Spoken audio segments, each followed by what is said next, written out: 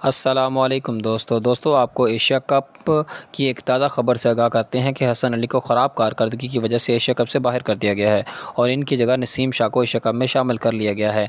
और आपको एक और ताज़ा खबर और चौंका देने वाली खबर से आगाह करते हैं कि एक मायनाज बल्लेबाज शोएब मलिक को भी एशिया कप में शामिल नहीं किया गया। जी हाँ दोस्तों, सबको तवक्का थी कि शोएब मलिक टी20 के अच्छे बल्लेबाज हैं, इनको एशिया कप में शामिल किया जाएगा, लेकिन इनको ड्रॉप कर दिया गया है।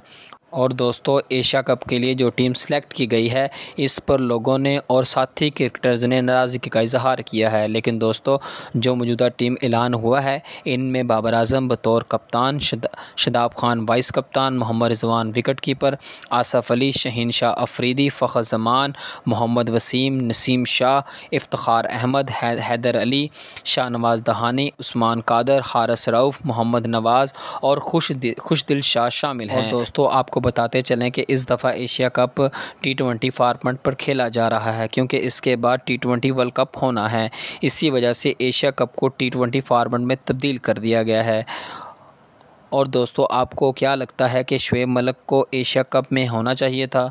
अपनी राय ज़रूर दीजिएगा। और दोस्तों, आपको ये टीम पसंद है तो अपनी राय कमेंट सेक्शन में ज़रूर बताइएगा और हमारे चैनल को सब्सक्राइब कर दें और बेल आइकन को भी दबा दें। शुक्रिया।